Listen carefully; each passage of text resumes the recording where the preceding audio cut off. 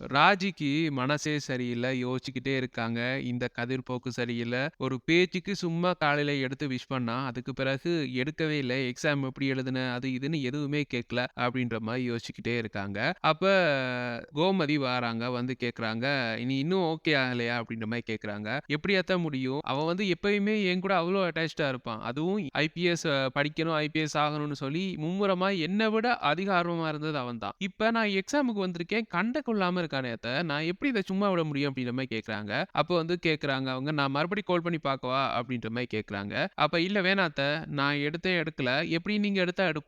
முதல்லயே எனக்கு செம்ம கோவம் வந்துச்சு. நான் எடுத்து எடுக்காம நீங்க எடுத்து எடுத்தது எனக்கு செம்ம கோவம் வந்துச்சு. இருந்தாலும் சரி நம்ம அத்த தானே அப்படின்னு விட்டேன். இப்ப மறுபடியும் அதே வேல பார்த்தா சும்மா இருக்க மாட்டேன்." அப்படின்ற மாரி சொல்றாங்க. "இரு நான் எடுக்கிறேன்." அப்படின்ற மாரி மறுபடியும் எடுக்குறாங்க ஃபோன். ஆனா அந்த டைம் கதிருக்கு புரிஞ்சு போச்சு. எப்படியும் அம்மா எடுத்து இப்ப ராஜி விஷயத்த தான் பேசுவாங்க. இப்ப ஆன்ஸர் பண்ண தேவையில்ல அப்படின்ற மாரி ஃபோன வந்து கட் பண்ணி விடுறாரு.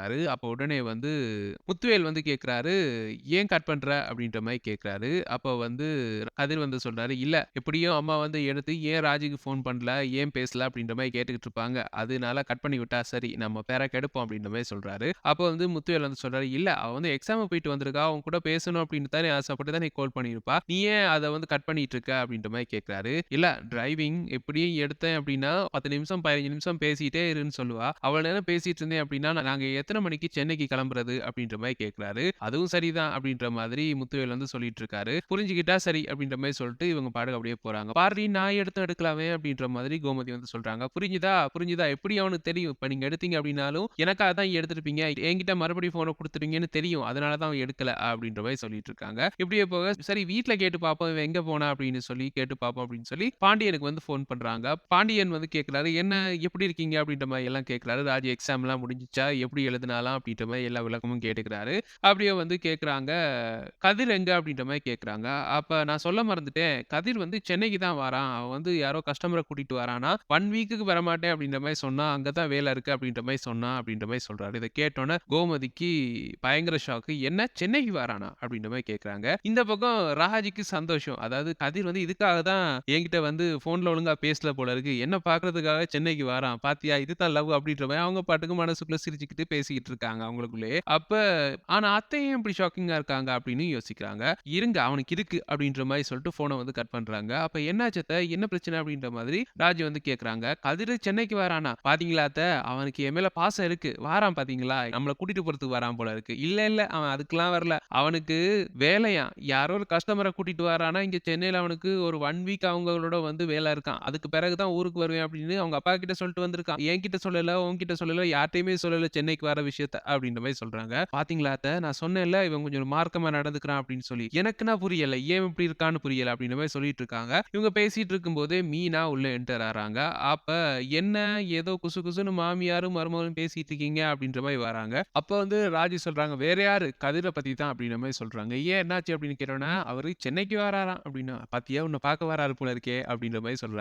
"அப்படித்தான் நானும் ஆரம்பத்துல நெனச்சேன். இப்பதான் அத்த சொல்றாங்க, அதுக்கெல்லாம் வரலையாம். அவன் யாரோ கஸ்டமர கூட்டிட்டு வரானாம். 1 வீக்குக்கு சென்னையில தான் இருப்பானாம். பாத்தியா இன்ன வரைக்கும் ஃபோன் பண்ணி சொல்லல சென்னைக்கு வரேன் அப்படின்னு சொல்லி. என்னதான் பிளான் பண்ணி வச்சிருக்கானோ தெரியல." அப்படின்ற மாரி சொல்லிட்டு இருக்கான். சரி விடு ஏதோ அவசரத்துல கிளம்பியிருப்பாரு. அதனால கால் பண்ணியிருக்க மாட்டாரு. இதெல்லாம் யோசிச்சுட்டு இருக்க வேணாம் அப்படின்ற மாரி சொல்லிட்டு, "வா சாப்பிட கிளம்பணும்ல, அங்க வீட்டுக்கு போணும். வா போலாம்." அப்படின்ற மாரி கூப்பிடுறாங்க. அப்ப ராஜி வந்து சொல்றாங்க, "எனக்கு அங்க வரவே பயமா இருக்கு. அவர பத்தி அவ்ளோ டெரர்ன்னு சொல்லி அவர பத்தி அவ்ளோ பில்டப் எல்லாம் குடுக்குறாங்க. எனக்குன்னா பயமா இருக்கு." அப்படின்ற மாரி சொல்றாங்க.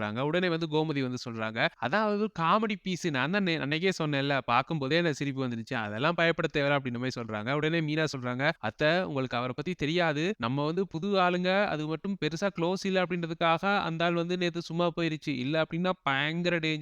அதனால அவங்க வீட்ல வந்து தேவையில்லாம நேத்து பண்ண மாரி சிரிச்சுக்கிட்டு காமெடி பண்ணிட்டு இருக்காதீங்க அவர பார்த்து. நார்மலா இருங்க." அப்படின்ற மாரி சொல்றாங்க. "சரி, சரி நான் நார்மலா இருக்கேன்." அப்படின்ற மாதிரி அவங்களும் சொல்றாங்க. அப்படியே வந்து இவங்க கிளம்பி போறாங்க. எங்க அப்படின்னா, அங்க சாப்பிட போறாங்க. இந்த விஷயம் போயிட்டு இருக்கு. அந்த பக்கம் பார்த்தோம்னா, பழனி நேரா வீட்டுக்கு வராரு. வீட்டுக்கு காந்திமதிட்ட வராரு. "என்ன அத்தா ஒரு மாதிரியா உட்கார்ந்திருக்க?" அப்படின்ற மாரி கேட்கறாங்க. அப்ப காந்திமதி வந்து சொல்றாங்க, "இல்ல அடிக்கடி முன்னுக்கு கோமதிய பார்த்துப்பேன், ராஜிய பார்த்துப்பேன், எல்லாரையும் இங்க இருந்தே பார்த்துப்பேன். இப்ப 2 பேரையும் காணவே இல்ல. அதுதான் ரொம்ப சோகமா இருக்கு. ஃபோனும் பண்றாளுக இல்ல." அப்படின்ற மாரி சொல்றாங்க. அது என்னாத்தா சென்னைக்கு இங்க இருக்கு சென்னை. போயிட்டு வந்துருவாங்க. ஏன் யோசிக்கிற? இன்னும் 2 நாள்ல வந்துருவாங்க." அப்படின்ற மாரி சொல்றாங்க. அப்ப உடனே, "அங்க வீட்ல எல்லாரும் நல்லா இருக்காங்களாடா? சாப்பாட்டுக்கு என்ன பண்றாங்க?"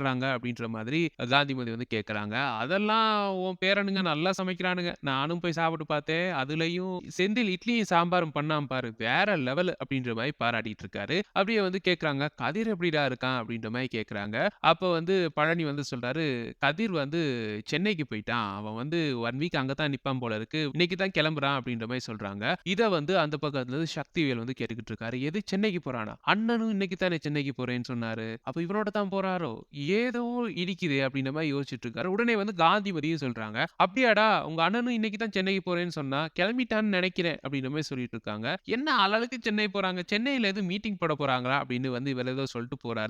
ஆனா, சக்திவேலுக்கு வந்து டவுட். சக்திவேல் உடனே வந்து குமரவேல வந்து கூப்பிடுறாரு. "குமரா இங்க வா" அப்படின்ற மாரி கூப்பிடுறாரு. "சொல்லுங்கப்பா" அப்படின்ற மாரி அவர் போய் கேட்கிறாரு. "இல்ல எனக்கு சந்தேகமா இருக்கு. அண்ணே இன்னைக்கு சென்னைக்கு கிளம்புறேன் அப்படின்னு சொல்றாரு. கதிரும் சென்னைக்கு போறேன் அப்படின்னு தான் சொல்லியிருக்கானாம். அதுவும் 1 வீக் ஆகும்னு சொல்லியிருக்கான். இவரும் 1 வீக் ஆகும் ரிட்டர்ன் ஆக அப்படின்ற மாரி சொன்னாரு. எனக்கு ஏதோ சந்தேகமா இருக்கு. நீ ஒண்ணு பண்ணு. நேரா கதிர்ட்ட டிராவல்ஸ் கிட்ட போ. அவன் வண்டி கண்டிப்பா அங்க தான் நிக்கும். அவன் கிளம்பி போய் அண்ணன ஏத்திட்டு போறான் அப்படின்னா, அவங்களுக்கு பின்னாலேயே ஃபாலோ பண்ணிட்டு போய் பாரு. என்ன பண்றாங்கன்னு எனக்கு தெரிஞ்சாகணும். நீ வந்து நம்ம வண்டியில போகாத. போனா மாட்டிப்ப. வேற யார் ஃபிரெண்ட்ஸ் கிட்ட வந்து வண்டிய மாறி வாங்கிட்டு போ அப்படின்ற மாரி சொல்றாரு. அப்ப சரிப்பா அப்படியே பண்றேன் அப்படின்ற மாரி சொல்லிட்டு, இவரும் இவரோட ஃபிரெண்ட்ஸ் கிட்ட வந்து பேசி, அவங்க வண்டிய வாங்கிட்டு நேரா கதிர் டிராவல்ஸ்க்கு போறாரு. அங்க பயங்கர ஷாக்கு. ஏன்னா கதிரோட வண்டிக்குள்ள வந்து முத்துவேல் வந்து உட்கார்ந்திருக்காரு. அப்ப கதிர் வந்து டிராவல்ஸ மூடிட்டு வந்து ஏறுறாரு வண்டியில. அப்ப சந்தேகப்பட்டது உண்மைதான் போல இருக்கு. இவங்க 2 பேருக்குள்ளயும் ஏதோ ஒரு டீலிங் போயிட்டு இருக்கு அப்படின்ற மாரி யோசிக்கிறாரு. சரி எங்க போறாங்கன்னு பார்ப்போம் அப்படின்ற மாரி பின்னுக்கு ஃபாலோ பண்ணிட்டே போயிட்டு இருக்காரு. அப்பப்போ வந்து சக்திவேல் வந்து ஃபோன் பண்ணி பேசி கேட்டுக்கிறாரு. எங்க போறீங்க? எங்க இருக்காங்க? அப்படின்ற மாரி விளக்கம்லாம் கேட்டுட்டு இருக்காரு. அப்படியே பார்த்தா கடைசியில சென்னைக்கு தான் போறாங்க. சென்னைக்கு போறாங்க அப்படின்ற விஷயம் தெரிஞ்சிருச்சு. அப்ப சக்திவேல் வந்து சொல்றாரு, "நீ வந்து அவங்கள மிஸ்ஸே பண்ணிறாதடா. பின்னிக்கே போ. கண்டிப்பா எங்கேயாவது ஹோட்டல்ல தான் ரூம் போட்டு தங்குவாங்க. நீயும் அதிலேயே வந்து ரூம் போட்டு தங்கிக்க.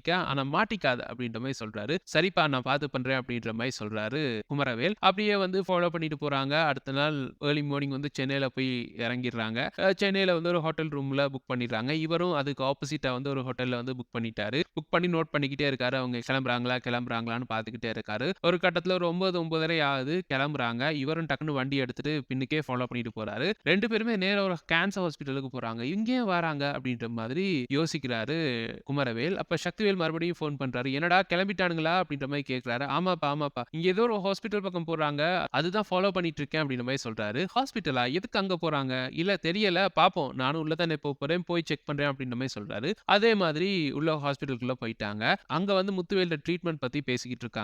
முத்துவேல் வந்து சொல்றாரு கதிர்கிட்ட, "அந்த பணத்த வந்து வித்ட்ரா பண்ணிட்டு வாரியா? இப்ப தேவைப்படும்." அப்படின்ற மாரி சொல்றாரு. "அவ்வளோ பணம்லாம் தேவைப்படாது." அப்படின்ற மாதிரி கதிர் வந்து சொல்றாரு. "இல்லடா, இப்ப வந்து பிரைவேட் ஹாஸ்பிட்டலுக்கு வந்திருக்கோம். கண்டிப்பா இங்க பயங்கர செலவாகும். நீ வந்து வித்ட்ரா பண்ணிட்டு வா." அப்படின்ற மாரி சொல்றாரு. அதே மாதிரி கதிர் வந்து வித்ட்ரா பண்ண போறாரு.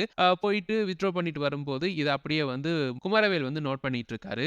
பணத்தோட வாரான். அப்ப பணம் வந்து இவன் தேவைக்காக குடுக்கல. வேற ஏதோ ஒரு தேவைக்கு குடுத்துருக்காங்க. என்ன டொனேஷன் எதுவும் குடுக்க போறாங்களா இங்க? அப்படின்ற மாதிரி அவர் பாட்டுக்கு வந்து மைண்ட்ல யோசிச்சுட்டு இருக்காரு. அப்படியே வந்து டாக்டர் கிட்ட போறாங்க. போயிட்டு எல்லா ட்ரீட்மெண்ட் பத்தி எல்லாம் பேசிட்டு வெளிய வராங்க. முத்துவேலுக்கு முகமே சரியில்ல. இத வந்து நோட் பண்ணிட்டு இருக்காரு குமரவேல். அங்க போய் பார்த்தா, அப்படியே வந்து இவர் வந்து அங்க அட்மிட் ஆகுறாரு. அட்மிட் ஆகி அங்க வந்து அவங்க பெட் குடுத்துட்டாங்க. அதுல வந்து உட்கார்ந்திருக்காரு. அப்ப இத வந்து குமரவேல் வந்து நோட் பண்ணிக்கிட்டே இருக்காரு. அப்ப டக்குனு வந்து எதர்ச்சியா அதுக்குள்ள வந்த டாக்டர், "யார் நீங்க? இங்க இருந்து என்ன ஒளிஞ்சு பார்த்துட்டு இருக்கீங்க?" அப்படின்ற மாரி சத்தம் போடுறாங்க. இத கேட்டோனே, "யார்? யார்?" அப்படின்ற மாதிரி கதிர் வந்து போய் பார்க்குறாரு. பார்த்தா குமரவேல் பயங்கர ஷாக்கு. அப்ப வந்து இந்த விஷயத்த வந்து முத்துவேல்ட்ட சொல்றாரு. முத்துவேல் உடனே "அவன கூப்பிடு" அப்படின்ற மாரி சொல்றாரு. குமரவேல் அங்க போறாரு. அங்க போனோனே அவருக்கு ஒரு மாதிரி கண்ணெல்லாம் கலங்குது. ஏதோ ஒண்ணு நடக்குது. என்ன அப்படின்னு புரியல அவருக்கு. அப்படியே யோசிக்கிறாரு. பெரியப்பா என்ன பெரியப்பா நீங்க நீங்க பேஷண்ட் ட்ரெஸ்லாம் போட்டு இதுல உட்கார்ந்திருக்கீங்க. உங்களுக்கு என்ன ஆச்சு? என்ன பிரச்சனை? இது கேன்சர் ஹாஸ்பிட்டல் வேற. என்ன ஆச்சு உங்களுக்கு?" அப்படின்ற மாதிரி அப்படியே அழுதுகிட்டே கேட்கிறாரு. அப்ப கதிர் வந்து நடந்த விஷயம் எல்லாத்தையும் சொல்றாரு. இத கேட்டோனே குமரவேலுக்கு கண்ணெல்லாம் கலங்குது. "என்ன பெரியப்பா சொல்றீங்க? வீட்ல ஏன் சொல்லல?" அப்படின்ற மாரி கேட்கிறாரு. அப்ப வீட்ல சொன்னேன் அப்படின்னா யாருமே தாங்க மாட்டாங்க. அதுவும் உங்க அப்பா தாங்கிக்கவே மாட்டாரு அப்படின்ற மாரி சொல்றாரு. இத கேட்டோனே குமரவேலுக்கு இன்னும் கண்ணெல்லாம் கலங்குது. என்னடா இது பெரியப்பா வந்து தன்னோட நிலைமைய சொன்னா அப்பா மனசொடைஞ்சு போயிருவாரு அப்படின்னு சொல்லி இந்த விஷயத்த வந்து வெளியில சொல்லாம இருக்காரு. ஆனா அப்பா வந்து சொத்துக்கு தான் இதெல்லாம் நடக்குது அப்படின்னு சொல்லி சொத்து சம்பந்தமா பேசிட்டு இருந்தாரே அப்படின்ற மாதிரி அவருக்கு இன்னும் அழுகை வருது. "அழாதடா, அழாதடா இதெல்லாம் யோசிக்காத. மீண்டு வந்துரு" அப்படின்ற மாரி சொல்றாரு. "கண்டிப்பா பெரியப்பா உங்களால முடியும். நீங்க வந்து எவ்வளவு விஷயங்கள பார்த்தவரு. கண்டிப்பா நீங்க வந்துருவீங்க" அப்படின்ற மாரி சொல்றாரு. கதிரும் சொல்றாரு, "ஆமா நீங்க கண்டிப்பா இதெல்லாம் மீண்டு வந்துருவீங்க" அப்படின்ற மாரி சொல்றாரு. "சரி நான் இப்ப ட்ரீட்மென்ட்க்கு போறேன். இத வந்து வீட்ல யார்ட்டயும் சொல்லக்கூடாது. சத்தியம் பண்ணுங்க" அப்படின்ற மாதிரி 2 பேர்ல கைய பிடிச்சும் சத்தியம் வாங்குறாரு. அப்படியே வந்து சொல்றாரு, "கண்டிப்பா குமரவேல் எனக்கு வந்து எதுவும் ஆயிருச்சு இந்த ட்ரீட்மென்ட்ல அப்படின்னா, என்னால திரும்பி வர முடியல அப்படின்னா, கதிர பத்தி தப்பா பேசுறதுக்கான வாய்ப்பு நெறைய இருக்கு. கதிர் வந்து என்கிட்ட வந்து பணத்த ஆட்டைய போட்டான். அது மட்டும் இல்லாம என்ன வந்து தான் கூட்டு வந்தான். இவனால தான் இவருக்கு ஏதோ ஆயிடுச்சு அப்படின்றதெல்லாம் நெறைய பேசுவாங்க. அதுவும் உங்க அப்பா வந்து இப்ப சந்தேகத்துல இருக்காரு. கண்டிப்பா வந்து கதிர் மேல இருக்க கோவத்துல இதெல்லாம் சொல்லுவாரு. நீ தான் இதெல்லாம் சொல்லி கதிர் மேல எந்த தப்பும் இல்ல அப்படின்ற மாதிரி உங்க அப்பாவுக்கு வந்து விளக்கமா சொல்லணும் அப்படின்ற மாரி சொன்னாரு. ஏன் பெரியப்பா நீங்க வேற, நீங்க வந்து உங்களுக்கு ஒண்ணும் நடக்காது. நீங்க நல்லபடியா திரும்பி வந்துருவீங்க அப்படின்ற மாரி சொல்றாரு. அப்போ உடனே வந்து கதிரும் சொல்றாரு, ஆமா உங்களுக்கு ஒண்ணும் ஆகாது. நீங்க எல்லாம் சரியாயி வந்துருவீங்க அப்படின்ற மாரி சொல்றாங்க. அப்ப நான் சொன்னத மட்டும் ஞாபகம் வச்சுக்கங்க. உங்க அப்பா கிட்ட வந்து நீ தான் தெளிவா சொல்லணும் அப்படின்ற மாதிரி முத்துவேல் வந்து சொல்றாரு. அப்ப குமரவேல் வந்து சொல்றாரு, கண்டிப்பா பெரியப்பா அதெல்லாம் யோசிக்காதீங்க. அதெல்லாம் நான் பார்த்துப்பேன். ஆனா நீங்க வந்துடுவீங்க. அந்த நம்பிக்கை எனக்கு இருக்கு அப்படின்ற மாரி சொல்றாரு. உடனே வந்து சக்திவேல் வந்து ஃபோன் பண்ணிக்கிட்டே இருக்காரு. பாருங்க அப்பா 15 தடவைக்கு மேல எடுத்துட்டாரு. நீ எடுக்கல அப்படின்னா பிரச்சனையா இரு. நான் போய் கழிச்சிட்டு வரேன் அப்படின்ற மாதிரி இவர் போய் ஃபோன ஆன்சர் பண்ணிட்டு வெளிய போய் கதைக்கிறாரு. அப்படியே இந்த எபிசோட வந்து முடிக்கிறாங்க. இப்படித்தான் நாளைக்கு அது மட்டும் இல்லாம இந்த அப்கமிங் வீக் எபிசோட்ஸ் நடக்கும் அப்படின்னு சொல்லி நாங்க பிரெடிக்ட் பண்ணியிருக்கோம். எங்களுடைய இந்த பிரெடிக்ஷன்ஸ் எப்படி இருக்கும்னு சொல்லுடைய கருத்துக்கள கீழ கமெண்ட்ஸ் வாயிலாக தெரிவிச்சுக்கங்க. மேலும் பிரெடிக்ஷன்ஸ பெற்றுக்கொள்ள எங்க சேனல மறக்காம சப்ஸ்கிரைப் பண்ணி இணைந்திருங்க. Thank you.